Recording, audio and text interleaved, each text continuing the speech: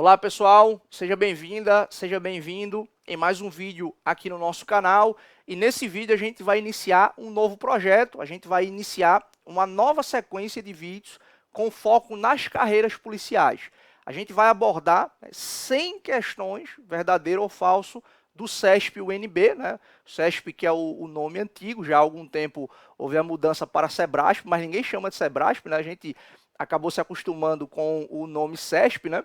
E eu vou trazer para vocês aqui uma sequência de vídeos em que nós abordaremos 100 assertivas verdadeiro ou falso do CESP com foco nas carreiras policiais. Eu fiz aqui uma triagem nas últimas provas da Polícia Federal, da Polícia Rodoviária Federal, da Polícia Civil do Distrito Federal, dentre outras provas aí das carreiras policiais, e vou tentar trazer para vocês aqui ao longo dessas 100 questões os principais tópicos, os principais temas, para de alguma forma apresentar informações importantes que ajudem, né, você aí concurseiro e concurseira da área, né, das carreiras de segurança pública, das carreiras policiais, que lhe ajude de alguma forma.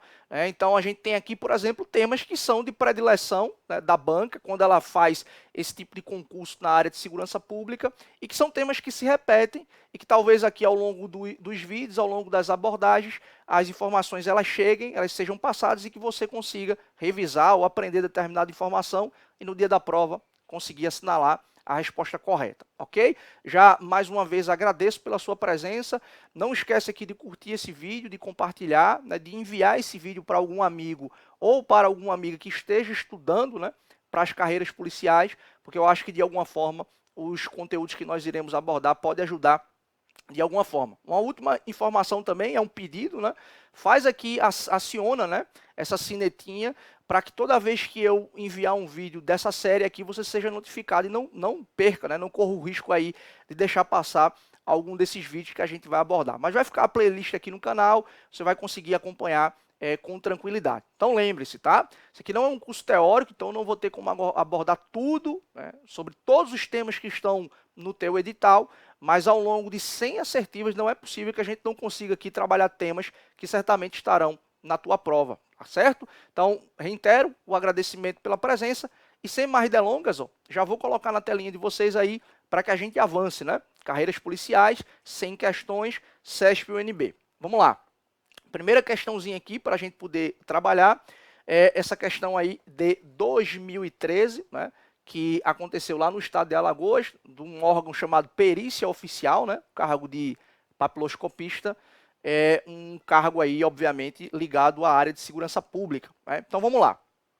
Com base no disposto na Constituição Federal de 88, julgue o próximo item relativos a direitos e garantias fundamentais. Então a assertiva é a seguinte: a proteção conferida à honra e à imagem das pessoas não se estende às pessoas jurídicas, por se tratar de proteção inerente à pessoa física.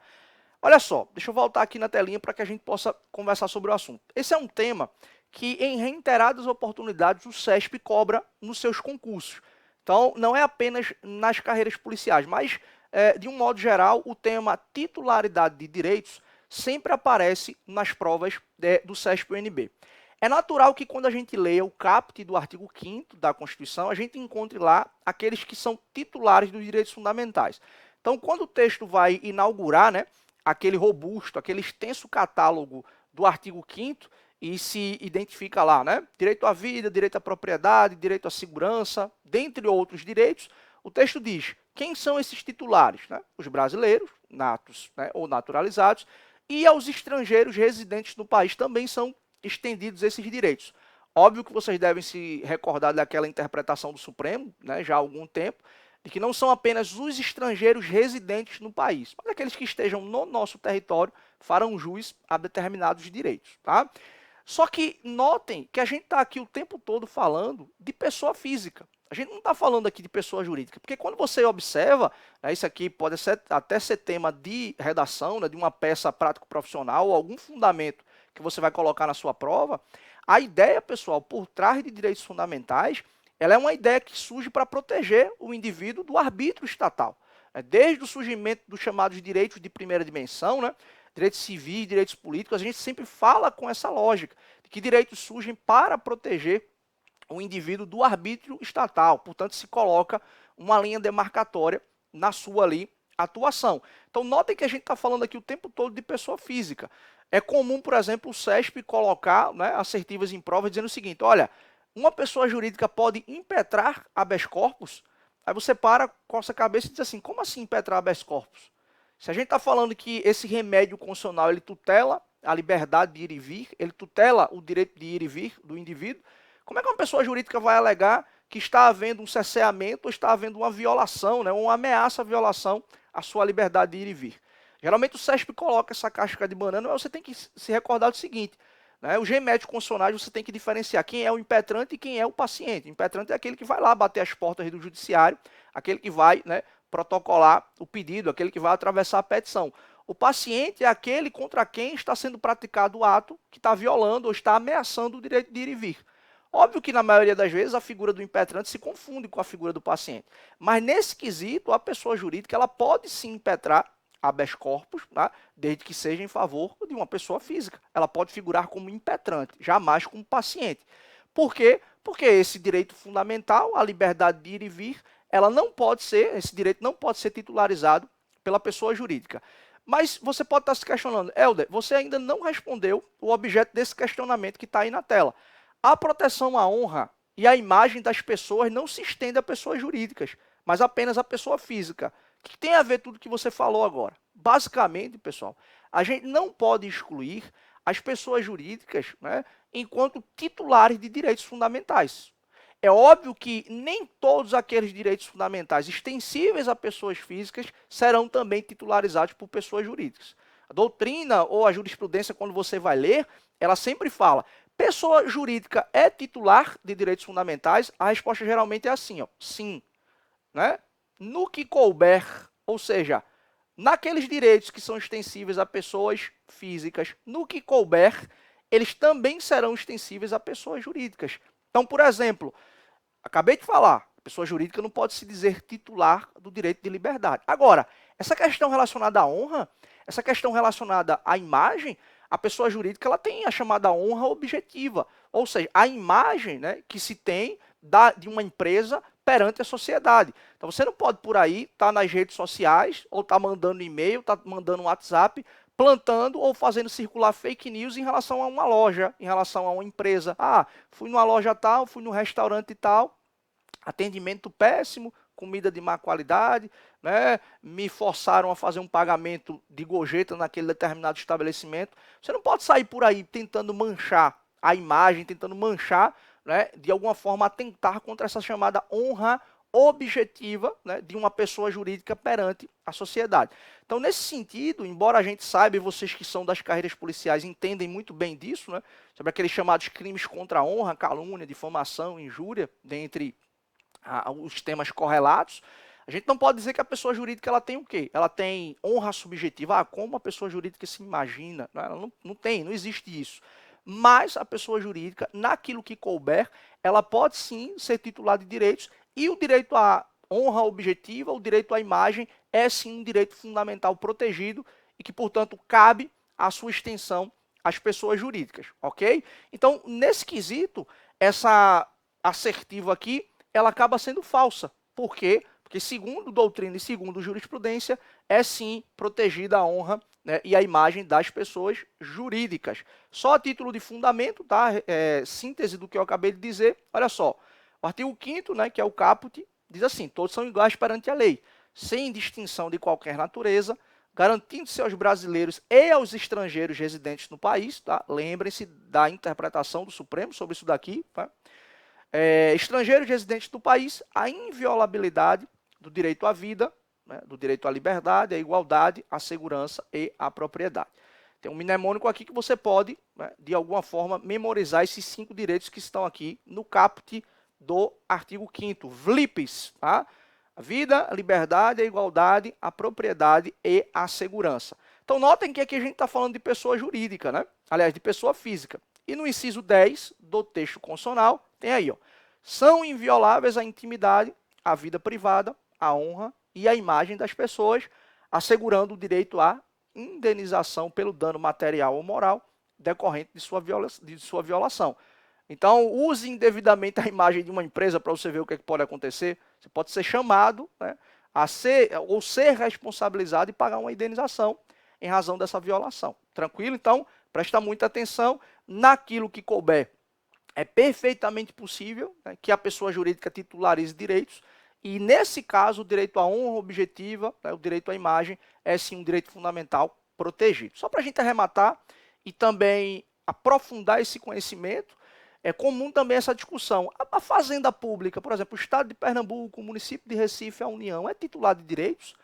A doutrina tem falado no sentido de que a pessoa jurídica de direito público, a fazenda pública como um todo, ela é sim titular de direitos, né, fundamentais de natureza processual. Embora aquilo que eu tenha dito no início faz todo, né, tem todo sentido, tem toda a conotação histórica, direitos fundamentais surgiram no sentido de proteger o indivíduo do Estado. Então, como é que o Estado hoje vai poder invocar direitos fundamentais? Mas, por exemplo, processe o Estado de Pernambuco para você ver.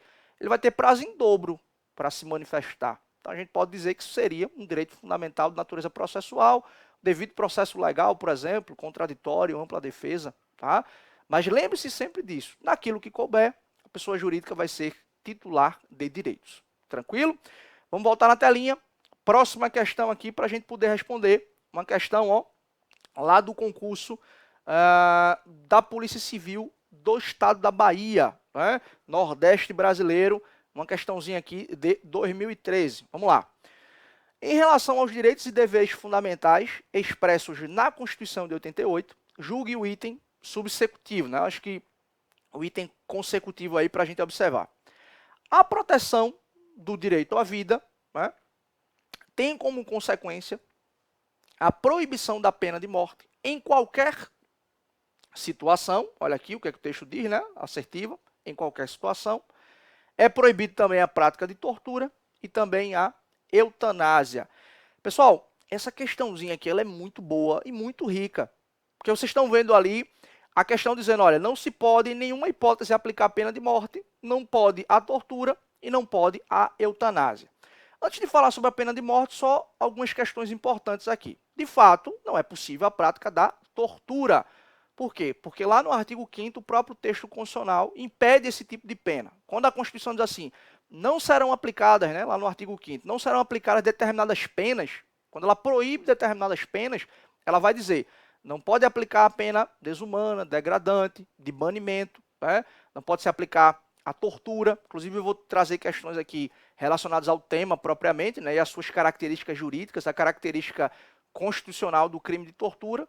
Mas, de fato, a tortura ela é uma pena proibida no ordenamento constitucional brasileiro. A eutanásia, que é um debate bem específico que se relaciona à ideia do direito à vida, a eutanásia, na verdade, é você abreviar a vida de alguém, né? Aplicando uma injeção letal, de alguma forma você tentar, né, abreviar a vida de alguém. Existe uma outra situação também, eu vou até escrever, só para vocês, né, de repente colocarem aí nas anotações, que é a chamada ortotanásia. Tá? Isso é muito debatido aqui no âmbito do direito médico e etc. O que é a ortotanásia? Tá? A ortotanásia nada mais é do que você também abreviar a vida, né, de alguém que está ali numa situação já desenganada, que não há mais para a ciência, para os médicos, nenhum tipo de cura, está sofrendo demais, um dano físico, um dano psicológico, né, é irreversível aquela condição de saúde. Então, a ortotanásia é, na verdade, você deixar, né, de aplicar as medidas médicas necessárias para a continuidade da vida. Então, geralmente é o desligamento dos aparelhos respiratórios, por exemplo, né, deixar de aplicar determinado medicamento. Então, vejam que é uma diferença aqui, né? A eutanásia ela se caracteriza por uma ação e a ortotanásia ela se caracteriza por uma omissão. Óbvio que a decorrência dessas duas situações é o crime de homicídio, né? Embora haja, reitero, uma discussão muito grande no Brasil sobre esses aspectos aí da medicina, pelo menos hoje no ordenamento jurídico a gente ainda considera isso como uma conduta criminosa, né? Embora já tenha aí resoluções do Conselho Federal de Medicina discutindo de modo bem profundo esse tipo de situação. Mas, via de regra, não se pode a eutanásia, não se pode a tortura, conforme aí a própria assertiva trata para a gente. Mas olha só, o texto diz assim, ó, a proteção do direito à vida tem como consequência a proibição da pena de morte em qualquer situação. Você deve estar aí revirando a cabeça. Claro que não. A pena de morte, né, ela pode ser aplicada em caso de guerra declarada. E aí vamos lá olhar algumas questões por curiosidade, tá? Olha aqui, ó, o inciso que eu tinha falado para vocês, o inciso 47, né, que fala lá e proíbe a pena de tortura, né, ou melhor dizendo, fala sobre a proibição de pena de banimento, né, de tratamento desumano, degradante, e na sequência vai falar sobre a proibição de tortura também. Mas olha só, não será aplicado a pena de morte, salvo em caso de guerra declarada nos termos do artigo 84, inciso 19. Eu trouxe esse artigo aqui para vocês observarem, né? Ele é importante. Por quê? Porque quem vai declarar a guerra no Brasil? Quem declara a guerra é o presidente da República, tá, pessoal? Esse artigo 84 aí da Constituição é o que trata sobre competências do presidente da República. Então, dentre as competências, né, privativas do presidente está lá: declarar a guerra no caso de agressão estrangeira, autorizado pelo Congresso Nacional ou referendado por ele quando ocorrido no intervalo das sessões legislativas e nas mesmas condições decretar total ou parcialmente a mobilização nacional. Então notem que é do presidente a competência para decretar a pena, para decretar o estado de guerra, declarar guerra contra alguém, né? E quem vai referendar, se essa declaração for feita no intervalo das sessões, né, no famoso recesso, o Congresso Nacional tem que chancelar, e se o Congresso estiver em funcionamento naturalmente, o Congresso autoriza a decretação do presidente. E vocês viram aí, né? Está no artigo 49 do texto constitucional. Olha aí, ó. É de competência exclusiva do Congresso Nacional autorizar, não é? Autorizar o presidente da República a declarar a guerra, a celebrar a paz, a permitir que forças estrangeiras transitem pelo território nacional ou nele permaneçam temporariamente, ressalvados os casos previstos em lei complementar. Então, esses dispositivos eles são extremamente importantes, porque a gente diz, a pena de morte ela pode ser aplicada em caso de guerra declarada. E quem declara? A guerra. O presidente da República, autorizado pelo Congresso Nacional ou confirmado pelo Congresso Nacional se o presidente enlouquecer e declarar guerra contra algum país no período de recesso do Congresso Nacional, ok? Lembre-se que essas informações aqui, de repente, elas podem, inclusive, constar numa redação de vocês, né? E a título de aprofundamento, né, trouxe aqui para vocês, ó, uma previsão do Código de Processo Penal Militar. Todo mundo pergunta, e como é que a pena de morte vai ser aplicada? Aqui, ó, que é que o artigo 56 do Código Penal Militar trata. A pena de morte ela é aplicada, ó, ela é executada por fuzilamento. Então, o sujeito vai ser fuzilado, ó, como a consequência da aplicação da pena de morte. Mais um dispositivo aqui só para vocês observarem, tá? A título de aprofundamento, isso aqui é a famosa Convenção Americana de Direitos Humanos, que trata aqui sobre o direito à vida. Se vocês fizerem a leitura desse artigo 4º, né, da Convenção Americana, artigo 4 da Convenção Americana de Direitos Humanos, vocês vão ver o seguinte: o que é que essa convenção está tentando fazer? Ela está dizendo assim, ó, olha, você, país que é signatário da Convenção Americana de Direitos Humanos, não mais permita a aplicação da pena de morte no seu país. Na verdade, você pode fazer o seguinte: extingua, né? Promova o banimento da aplicação da pena de morte no seu país. Se você é um país que é signatário desse tratado e você não tem pena de morte, você não está nem louco de implantar no seu sistema, na sua ordem jurídica. E você, que já tem a pena de morte no seu país, trate ou de extingui-la ou de impedir a ampliação das hipóteses de aplicação de pena de morte.